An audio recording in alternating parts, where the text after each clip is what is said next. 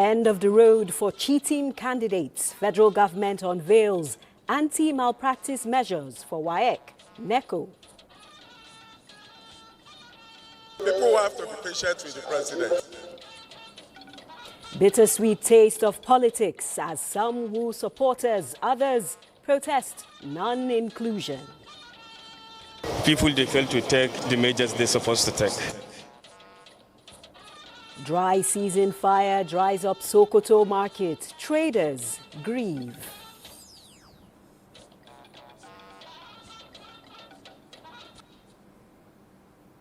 You're watching the network news on NTA. Thanks for joining us. I'm Naja Atutujani. Joining me from Lagos is Adiola Komiakiri. And right here in our Abuja studios, Musa Abubakar with business highlights and Ayo with sports updates. Musa?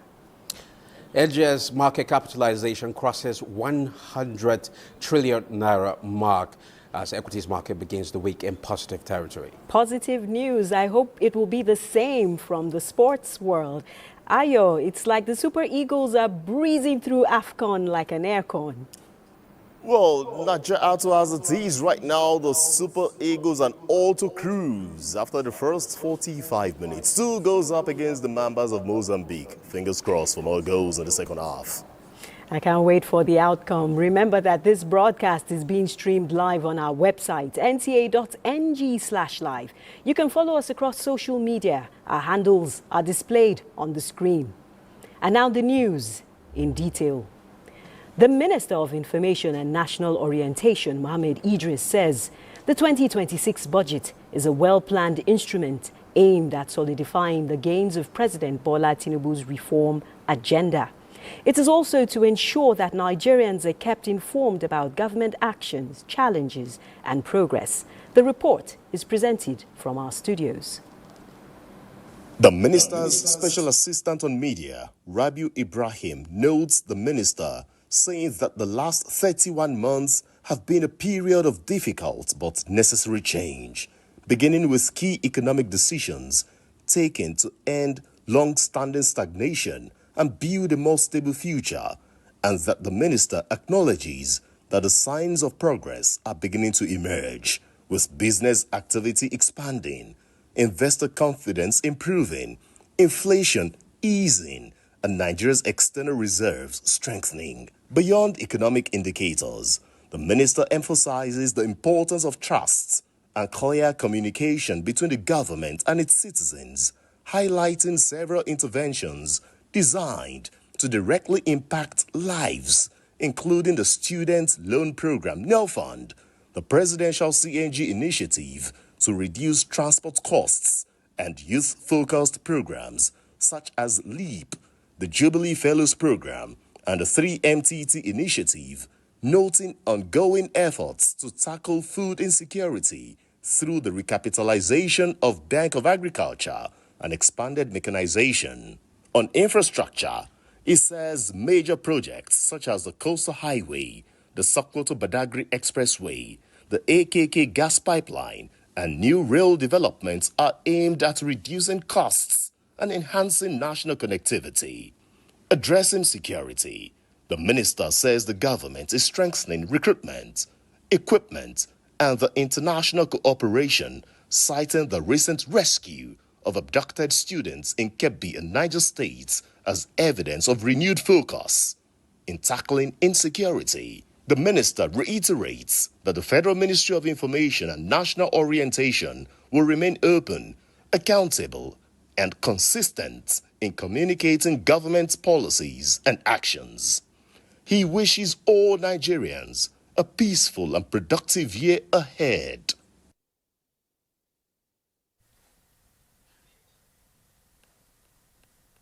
Meanwhile, President Bola Tinubu has written 2 letters to the Senate seeking confirmation of 21 nominees for the boards of the Nigerian Midstream and Downstream Petroleum Regulatory Authority and the Nigerian Upstream Petroleum Regulatory Commission.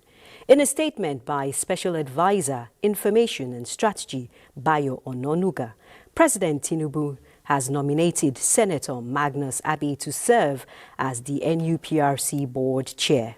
Other nominees for the NUPRC board are Paul Yaru, Jay-Z and Sunday Adebayo, Babalola as non-executive commissioners. The president has also nominated executive commissioners to the board. Adegbite Ebiowe Adeniji has been nominated chairman of the NMPRA. Kenneth Kobani and Asabe Ahmed are non-executive members along with other board members. The president is seeking expeditious approval of the nominees by the Senate.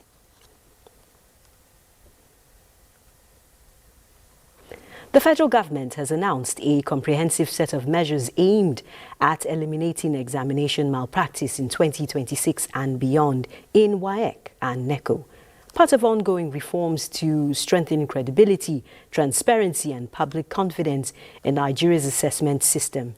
The Minister of Education, Tunji Alausa, and Minister of State for Education, Professor Soeba Ahmed, stated that the Federal Ministry of Education is intensifying oversight and deploying targeted strategies to safeguard the integrity of national examinations. Among the key measures is the introduction of enhanced question randomization and serialization mechanism. While all candidates will answer the same examination questions, the sequence and arrangement will differ from each candidate, ensuring that every student writes a unique version of the examination and significantly reduces opportunities for collusion. The ministry also reaffirms its strict policy prohibiting the transfer of candidates at the senior secondary school level, SS3. To further ensure transparency, new national continuous assessment guidelines have been developed for immediate implementation. All examination bodies, WAEC, NECO, must strictly follow the standardized submission deadline for each academic period. And still on schools, Bauchi State Government has announced the reopening of all public, private and tertiary institutions in the state following a month-long closure due to security concerns. The government gives assurance that safety and security have been put in place, urging parents to ensure their children return to school promptly. Muaz Hassan reports. In November 2025, Bauchi State Government closed all schools in the state due to security concerns. After 6 weeks, the schools have now been reopened, with Education Commissioner Dr. Mohammed Lawan remains monitoring the reopening, where he praises the turnout of teachers and students. I was highly impressed by seeing the compliance in our public schools. Our staffs are ready. They look so agile, so determined, so energetic, and so willing to give their best to our students. And at the same time, the students, you look at, they are just coming back, but they are in their numbers. I'm confident with the Ministry of Education, the government is there, and also my team. In fact, already our student has been informed for the commencement of the last time examination that we're supposed to have taken it, that we are going to start tomorrow, hoping to end on or before next Monday. Then we now continue with the second time proper. All federal, state and private schools are now open, resuming their full academic activities. In Bauchi, Muaz Hassan, NTN News. Now let's talk workplace resumption and duty. Members of the National Union of Local Government Employees in Osun State have resumed duty after spending 11 months off work. The workers stayed away from duty following a prolonged industrial dispute on security concerns and leadership crisis in the councils. Femi Afariogo reports. The 30 local government secretariats across Osun State came alive on Monday as members of the National Union of Local Government Employees, NOGE, resumed work after nearly a year of industrial action.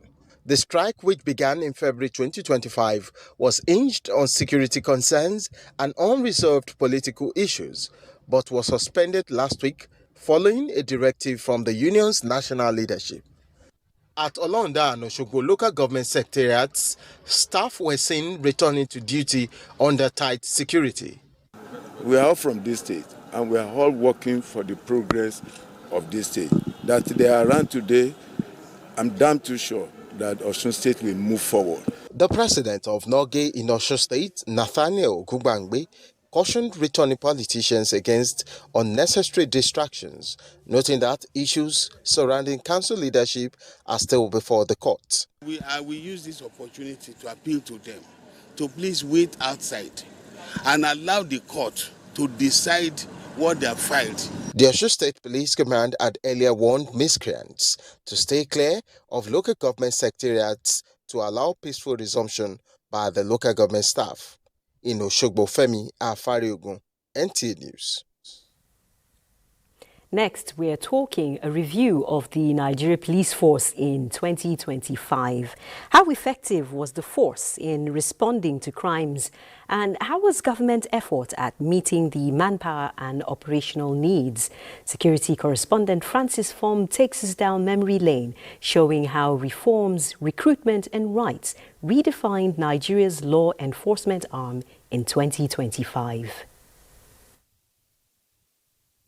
In a landmark move to restore public confidence, the Inspector General of Police, Kayode Egbetokun, barred police personnel from involvement in land dispute, an area long associated with tension, extortion, and abuse.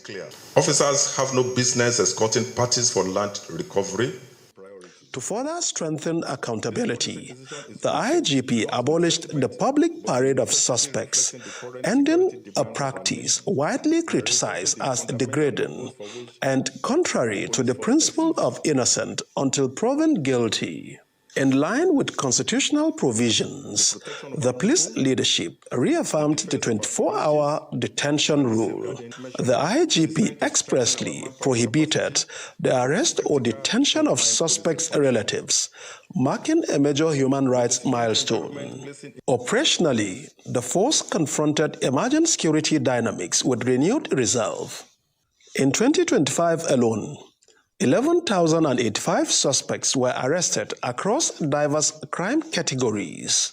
Police operatives recovered 1,766 firearms, 13,487 rounds of ammunition, and successfully secured the release of 1,611 kidnapped victims, reuniting them with their families nationwide following the Elwata attack in Benue. Rapid response deployments led to the arrest of 26 suspects within 5 days, underscoring the force's zero-tolerance stance on violence and impunity. A special intervention squad established by the IGP delivered major breakthroughs. Joint operations with the Office of the National Security Advisor led to the rescue of 38 worshippers abducted, as well as the recovery of kidnapped students in Niger and Kebbi states. In a major intelligence-led operations, notorious bandit kingpins were arrested, dismantling a syndicate that had terrorized communities across Zamfara, Katsina, Niger, and Kaduna states. Recognizing the evolving nature of crime, the IGP established the Anti-Money Laundering and Terrorism Financing Units, which dismantled criminal financial networks, including the interception of 129.5 billion naira in counterfeit currency in Kano State and 160,000 in counterfeit US dollars in Nasarawa State. The Nigeria Police National Cybercrime Center also recorded unprecedented success, securing the conviction of 85 foreign nationals linked to a high-profile cybercrime syndicate and the arrest of 130 suspects in Abuja during coordinated cybercrime crackdowns. On manpower development, 20,000 new recruits were absorbed into 2 batches, while the Nigeria Police Academy graduated 1,187 assistant superintendents of police, injecting fresh leadership and professional capacity into the force. Infrastructure and modernization also recorded landmark gains. President Bola Tinubu also assented to the Police Institute Establishment Act and the Nigeria Police Trust Fund Amendment Act 2025, providing sustainable legal and funding framework for modern policing. It sees that now we have an executive that has the will and that is willing to push this policing agenda forward. Over 2 billion naira was disbursed to families of officers who paid the ultimate price. Thank you, Francis. The national chairman of the All Progressives Congress, Professor Nentawe Yiwada, has condemned the gruesome and senseless terrorist attacks on communities in Agwara and Borgu local government areas of Niger State, which claimed lives and saw the abduction of several others. In a statement, Professor Yiwada expresses deep concern over reports of sustained violence across affected communities, with profound sympathy and solidarity with Governor Muhammad Umaru Bago, the government and people of Niger State. The national chairman also commends the decisive response of President Bola Tinubu, reaffirming the APC's support for all efforts at curbing violence. This is the Network News on NTA. Thanks for staying tuned. We're talking politics, and leaders and members of the All Progressives Congress in Oyo State have resolved to remain one entity and forge a common front towards taking over the seat of power in Oyo State to ensure the re-election of President Bola Tinubu in 2027. They stated this during the Ogbomoso zone of the APC Unity Tour of the state. Ahmed Fulani reports. Leaders of the party in Oyo State, in collaboration with Oyo State Renewed Hope ambassadors, converged to mobilize support for President Bola Tinubu in 2027 presidential election. They are staging the rally in all the senatorial districts of Oyo State, and the main message is clear: there is no more division among members of APC in Oyo State, as they are now one family ahead of 2027 general elections. APC chairman Oyo State and other party leaders who took turn to address party loyalists emphasized the importance of unity, noting that any rancor within the party will be resolved internally. We are passing through a very troubled period. Very soon there will be relief. People will have to be patient with the president. The reason why we are here is to pass on the message of Mr. President that he has decreed that he wants peace and harmony in the party, because without peace, there isn't much you can achieve. Recently, you will realize that Renew Hope was launched in Abuja, and today we are equally launching our own Renew Hope. Everybody has come together under the umbrella of Asiwaju Bola Ahmed Tinubu to pledge our total support and readiness to mobilize voters in Oyo State for the victory of Asiwaju Bola Ahmed Tinubu in 2027. And we are equally going to deliver our gubernatorial candidate. The rally strain is expected to move to other parts of the state, which include Kishi, Saki, Iseyin, Lagelu, Idora, and Ido, among other towns strategically selected. In Ogbomoso, Ahmed Fulani, NTA News. Meanwhile, members of the Labour Party have staged a peaceful protest at the headquarters of the Independent National Electoral Commission, INEC, in Abuja, over issues relating to the uploading of the party's nominated candidates for the forthcoming Federal Capital Territory Area Council elections. INEC officials gave a listening ear to the protesters, assuring them of the Commission's commitment to an inclusive electoral process. Rabiat Shuaib reports.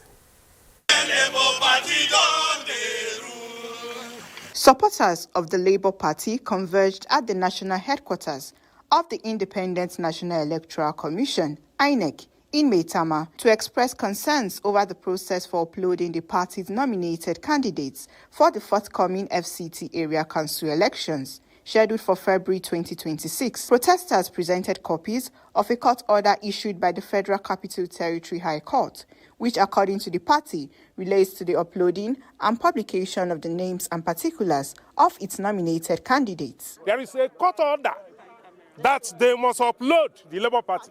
They have not done so. So we are demanding that INEC must upload candidates of Labour Party. Now, the national chairman of Labour Party, Barrister Julius Abure, is the recognized chairman of Labour Party. Yes! Why have they refused to upload FCT? As you can see, campaign has begun. Every political parties have begun their campaign, and till now, Labour Party have not been able to start their campaign.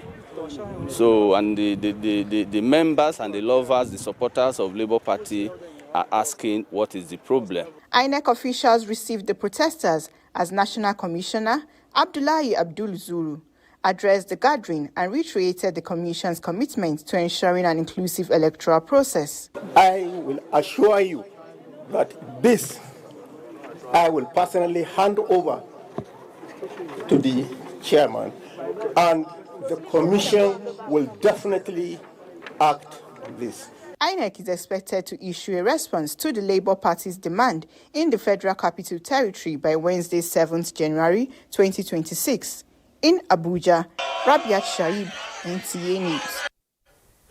Now, market goers might be familiar with this issue, and in a decisive move to promote fairness, transparency and consumer protection in commercial activities, Jigawa State Government has launched a unified standard market measure to end sharp practices and protect both buyers and sellers. Mohammed Musa Askira reports that the initiative was unveiled at the Shuarin Market in Kiawa local government area of the state. With the introduction of the standardized measures, all traders in Jigawa State are now required to adopt the approved market measures. This development is expected to eliminate the use of non-standard measuring containers and sacks, which authorities say have been exploited to shortchange traders and consumers. Stakeholders commended the initiative, describing it as timely and necessary for restoring confidence, fairness and justice between buyers and sellers in the markets. Governor Umar Namadi, who was represented at the event by his deputy Aminu Usman Gumel, said the initiative is part of the administration's broader commitments to improving the welfare and living conditions of the people of Jigawa State. On his part, the chairman of the Jigawa State Consumer Protection Council disclosed that the council has developed measures to ensure full compliance, warning that any violation of the directive will attract severe penalties. We already have a council which the state government has instituted, that is a Consumer Protection Council, that will be moving around the markets in order to see that this standard measure that we have launched today, that it will be into use to all our markets. Those that are going to be defaulters, many measures, serious measures will be taken. The Jigawa State government said the unified market measures will strengthen consumers' confidence, enhance commercial integrity and promote a fair trading environment across the state. In Dutse, Muhammad Musa Askira, NTA News. Away from trade and commerce, in a moment of pride and honor in Jega, Kebbi State, the community rolled out drums to celebrate one of its illustrious sons, former Comptroller General of the Nigeria Correctional Service, Jafaru Ahmed. The colorful ceremony held at Haliru Abdu Secondary School was organized by the Jafaru Ahmed Foundation and Initiative. Usman Abdullahi Shehu reports. Day of pride and celebration in Jega, Kebbi State, as the community gathered to honor one of its most distinguished sons, former Controller General of the Nigerian Correctional Service, Jafaru Ahmed. The event held at Haliru Abdu Secondary School, Jega, attracted dignitaries from far and near, traditional rulers and community members who came to celebrate his outstanding contributions to public service and national development. And because of the wonderful service he performed within the state and even out of the state, the people are actually celebrating him after his retirement, not during his retirement, which shows clearly that they appreciated what he has done to them. Jafaru Ahmed joined the Nigerian prison service in 1989 and rose through the ranks to become Controller General, overseeing its transformation into the Nigerian Correctional Service. His tenure recorded notable reforms, including improved staff welfare, modern custodial facilities, and enhanced inmate rehabilitation programs. It's a show of a token of appreciation of all of them, and I'm happy with that. What I always say is that I want to see this opportunity to thank all those who have organized this. All what he does to the people in the spirit of, it just for only God will compensate. Beyond his official duties, Jafaru Ahmed facilitated employment opportunities for about 2,000 youths in Kebbi State and is widely respected for his humility and philanthropic gesture. From Jega, Usman Abdullahi Shehu, NTA News. And more congratulations are in order, this time from President Bola Tinubu to Governor of Kano State, Alhaji Abba Kabir Yusuf, on his 63rd birthday. The President highlights Governor Yusuf's integrity, modesty, humility and commitment to public service, exemplified in his administration of Kano State, having embarked on urban renewal programs, building bridges and road networks, as well as his declaration of emergency in education. The President wishes him long life and more years of his transformative leadership in the state.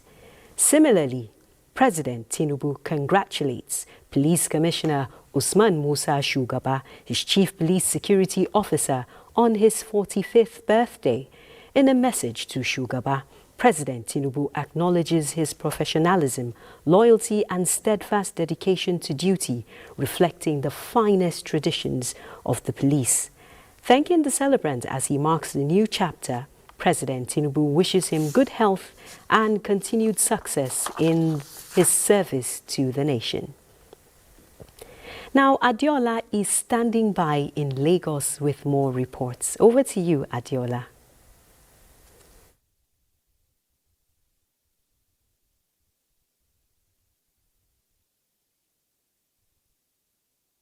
Thank you, Najatu. To ensure prompt evacuation and mitigation the devastating impact of fire disasters, it has become imperative for high-rise buildings and markets to be constructed, taking into cognizance the need for safety and easy escape routes during emergency situations.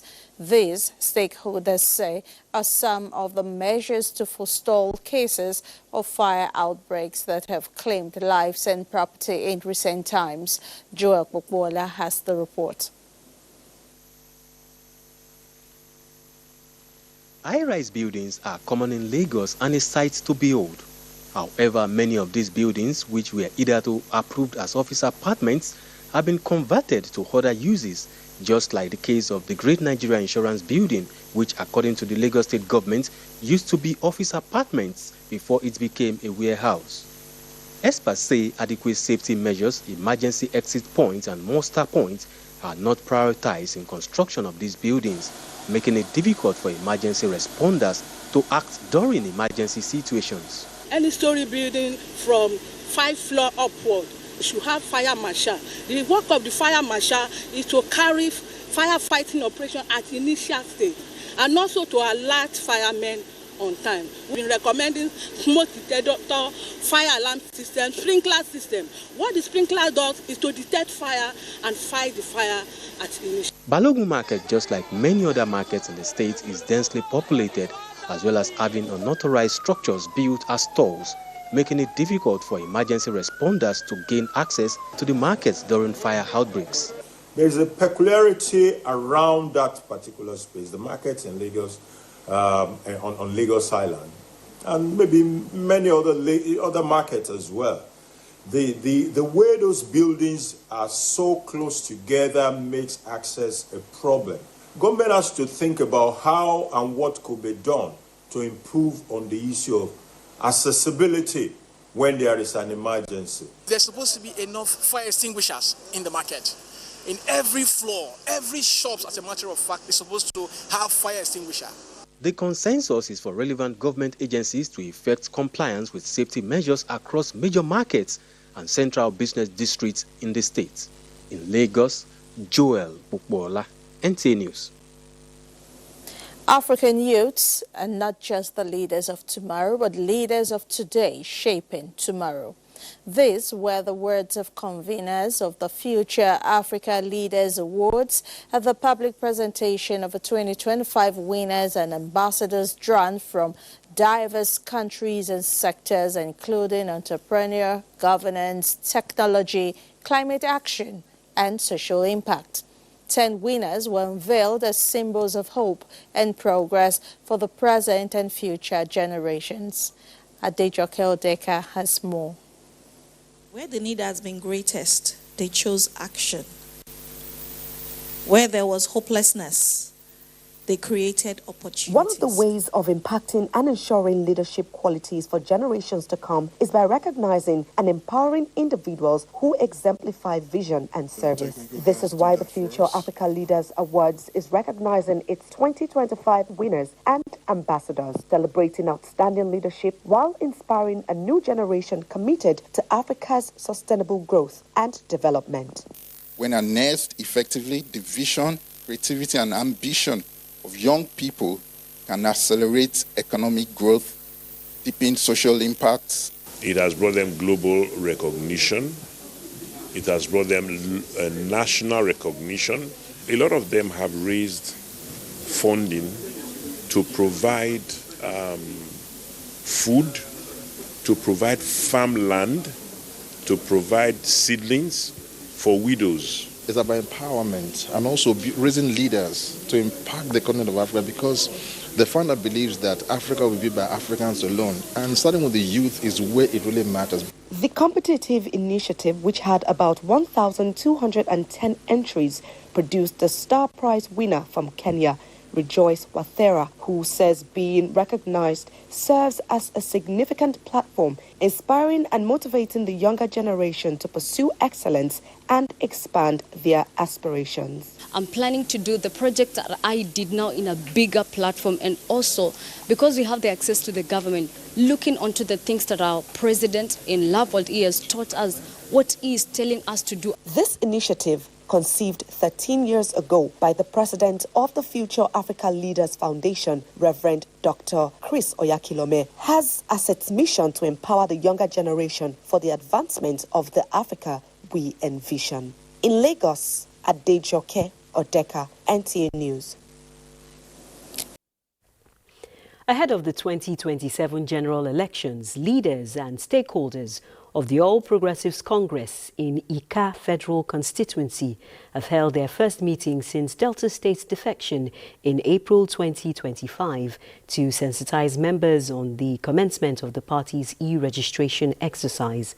The meeting provided a platform for them to deliberate, strategize, and outline key measures and values required to ensure the APC remains strong and competitive going forward. Thelma Eliogu reports.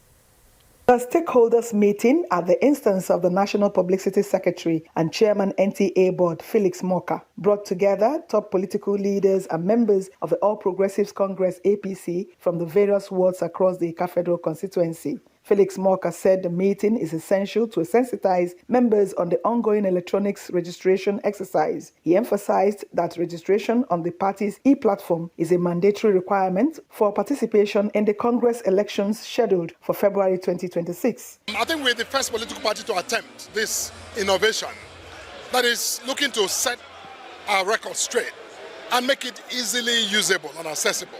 The immediate past governor of Delta State and APC coordinator South-South, Senator Ifeanyi Okowa, underscored the importance of laying a strong foundation anchored on key party values as preparations intensify towards a successful outing in 2027 general election. If we all decide that we have to work together and to start now, not tomorrow, I'm sure that we'll be able to command the space in all the 26 wards of the Ika Federal Constituency.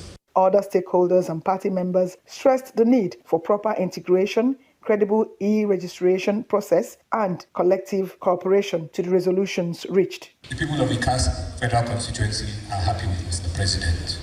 This is one federal constituency that has benefited the most in terms of development, courtesy of NPPC. Unity is paramount. Anybody sitting here who is enough from Ika Federal constituency, seeing us gather here like this, we'll be very proud. For our party to win election in every state of this federation, most especially to deliver Mr. President and to deliver the governor. The e-registration exercise for existing and prospective APC members across the state is currently ongoing and is expected to close on January 31st, 2026. In Agbo, Telma Eliok, NTA News. And now Musa is standing by in his business corner with business highlights. Musa? Thank you, Najal. Let's bring you up to speed with business development. As Nigeria steps into 2026, the central bank has outlined a clear set of priorities aimed at strengthening economic stability and sustaining long-term growth. The report. It will continue to reinforce the banking system through rigorous supervision and sound governance, while refining its inflation targeting framework to achieve a durable price stability. Modernization of the payments infrastructure is also a key focus, with plans to improve efficiency, expand financial inclusion, and support safe and responsible fintech innovation anchored on strong consumer protection and financial integrity. In addition, the central bank says it will build a stronger institutional capacity by leveraging data and AI-enabled tools to deliver faster, more responsive, and higher quality policy execution. Strategic partnerships will also be deepened to enhance Nigeria's credibility and position the bank as a trusted and forward-looking institution on the global stage. The bank notes that reform is a continuous process that demands consistency and discipline, stressing that its resolve remains firm to protect public trust, sustain financial stability, and entrench the foundations for discipline and lasting economic growth in Nigeria as the new year. Now, in the major market milestone, equity capitalization surged past the 100 trillion naira threshold, closing at approximately 101.81 trillion naira. The Nigerian stock market ended the trading session in the green as bullish sentiment lifted key market indicators. The all-share index climbed to 159,218.22 points, signaling renewed investor appetite. Trading was lively with 56,632 deals executed and 695.65 million shares exchanging hands, valued at 18.57 billion naira. Overall, the strong close reflects growing optimism among investors, driven by expectations around earnings performance and improving economic fundamentals. Well, that concludes business news. Najah, it's back to you. Thank you, Musa. A fire outbreak which occurred this morning at the popular Abuja mechanic garage in Sokoto metropolis has destroyed property worth millions of naira. Dalhatu Abdullahi reports that no life was lost in the incident.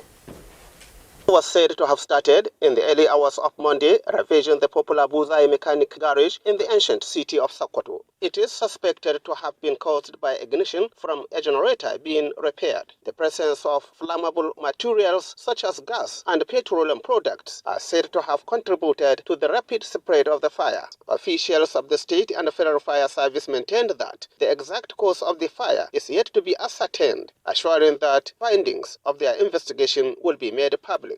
People, they fail to take the measures they're supposed to take. We will not fall our arm. We are starting advocacy, so we will continue doing it. Investigation revealed that at least 94 shops were razed, leaving many mechanics and traders counting their losses. In Sokoto, Dalhatu Abdullahi, NTA News.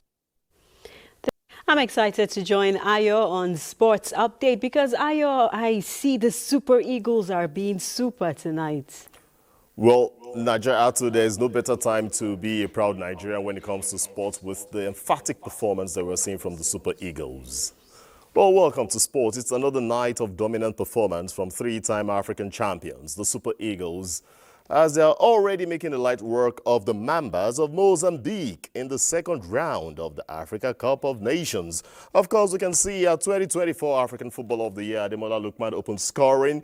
That was in the 20th minute before Victor Osimhen made it 2 in the 25th and in the 47th minute, and Akko Adams made it 4. That was in the 75th minute. Well, just about at a time now, about 3 more minutes or thereabout, and then of course the Super Eagles are guaranteed automatic qualification already as it is right now to the quarterfinal of the Africa Cup of Nations. Remember, they were losing finalists in 2004 where they lost to the Elephants of Cote d'Ivoire. So it's congratulations to them already. There's a way coming back here for the Mambas of Mozambique.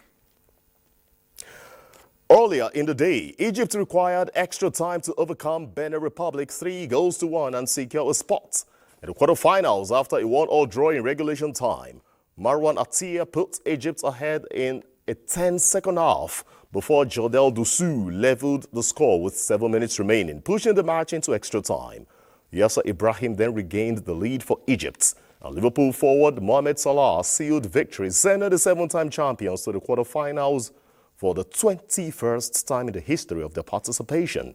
Egypt will next face the winner of Tuesday's round of 16 clash between defending champions Elephants of Cote d'Ivoire and the Stallions of Burkina Faso later on Tuesday. Now, Desert Foxes of Algeria will play against Leopards of Congo DR at Stade Prince Moulay Hassan for a place in the quarterfinal. Remember, Algeria finished top of Group E with 3 wins from 3, while Congo DR earned 7 points from 9. Defending champions Cote d'Ivoire have a tough ask against the 2013 finalists Burkina Faso, who are chasing their first continental title. Away from the Africa Cup of Nations, Manchester United are in search for their 7th permanent coach since the retirement of Sir Alex Ferguson 12.5 years ago, after they terminated Ruben Amorim's contract to end his 14-month spell as head coach at Old Trafford.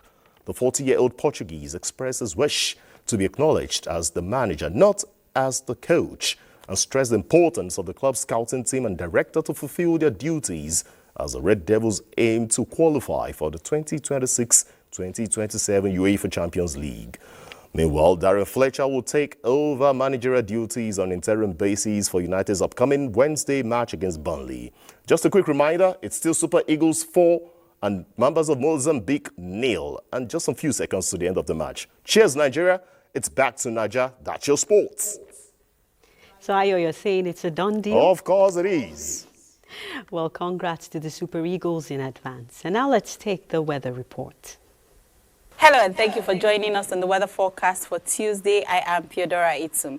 The atmosphere over the north still remains dry, and we expect a sunny and hazy atmosphere across the north and in the north-central region of the country.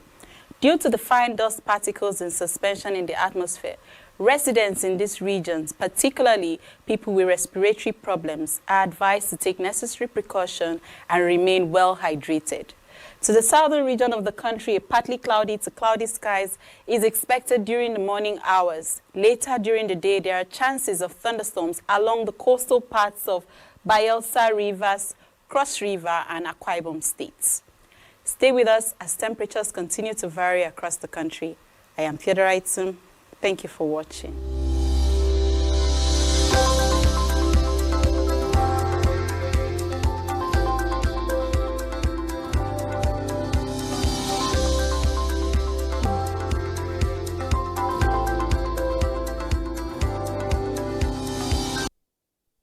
The weather forecast concludes the network news on NTA. Thanks for watching. I'm Najaa Atutijani.